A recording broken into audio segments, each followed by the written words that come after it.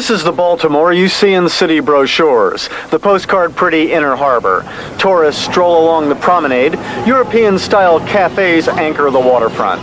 But not far away is another Baltimore, poor, mostly black, and like other big cities, flowing with illegal drugs. Behind me is Lafayette Housing Project. It's about a mile from Inner Harbor and just 4 blocks from police headquarters. Yet illegal drugs are dispensed here and other parts of the city about as easily as draft beer is sold at the neighborhood tavern.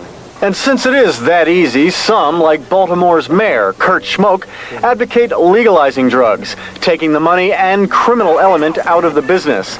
Legalization advocates say we are losing the war on drugs. And after a day on the streets of Baltimore, they might have a point. Like up to the right, up by the building. There's an exchange right there.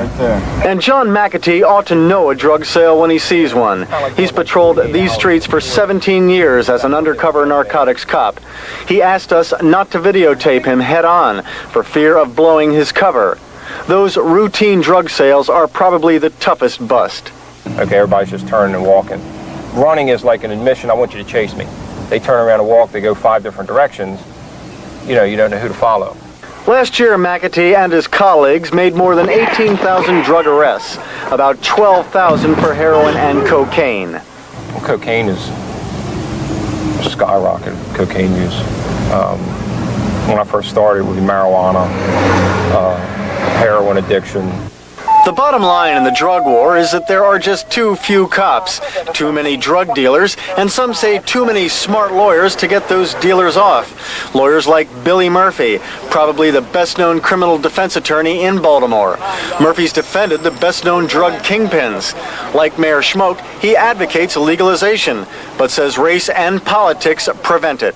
Do you know how hard it is for a congressman who has to run for office every 2 years not to vote for some new revolutionary sweeping change in the drug laws that make the sentences harsher? It's a very easy political sell.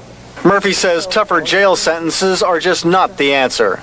A kid gets a 5-year opportunity to drive Mercedes-Benzes, live in huge mansions, travel all over the world. He's a little ghetto kid. He'll never have this opportunity any other way, and he really doesn't care that 5 years from now he'll go to jail. But philosophical arguments don't mean much to those working the streets. Illegal drugs have created a huge criminal class here and in other cities.